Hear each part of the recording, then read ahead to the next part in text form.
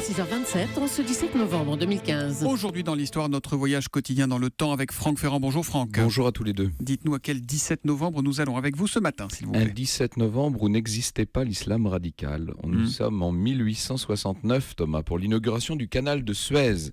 Il aura fallu 10 ans à Ferdinand de Lesseps pour creuser cet incroyable bras d'eau de 160 km reliant la Méditerranée à la mer Rouge et pour coordonner 1,5 million d'ouvriers, sans parler des maladies à gérer, notamment des épidémies de choléra. Enfin et surtout, Lesseps a relevé un défi technique formidable. Tout le monde est donc soulagé ce 17 novembre, j'imagine. Sans doute. Désormais, les navires n'auront plus à contourner toute l'Afrique pour aller passer d'une mer à l'autre. Vous voyez un peu le raccourci que ça représente. Pour l'occasion, l'impératrice Eugénie a fait elle-même le déplacement. Elle est à bord de l'Aigle, le yacht gigantesque de son époux Napoléon III. L'empereur d'Autriche, François-Joseph, est présent lui aussi. D'ailleurs, toute l'Europe est là.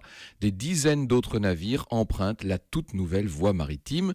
Le vice-roi d'Égypte, on l'appelle le Khedive, attend tout ce beau monde à Ismaïlia, une ville qui est située à mi-chemin entre Port Saïd et Suez, les deux extrémités du canal. Ismaïlia, du reste, est une ville toute neuve. Elle est née du canal de Suez, si j'ose dire, puisqu'elle a été fondée en 1863 pendant la construction. Bon, il y a du soulagement, de la satisfaction, mais j'imagine qu'on fait un peu la fête aussi, ça s'arrose. Oui, bien entendu, la ville est parée, un bal gigantesque a été organisé le soir même, on danse, on écoute de la musique. On va même profiter de l'occasion pour inaugurer l'Opéra du Caire. Les Égyptiens ont commandé une création à Verdi.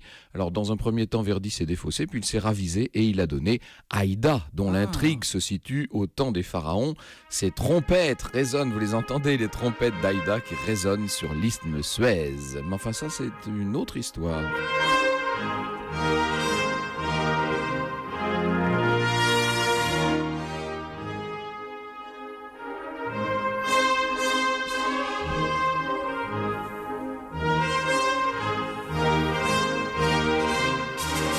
L'histoire qu'on retrouve avec vous tout à l'heure à 14h sur Europe 1. De quoi vous parlerez-nous Nous parlerons de l'histoire inouïe du Louvre et des Tuileries. Merci beaucoup Franck Ferrand. Je suis troublé par ces quelques notes d'Aïda. Ça fait toujours du bien. Au cœur de l'histoire, rendez-vous à 14h sur Europe 1. Tout à l'heure.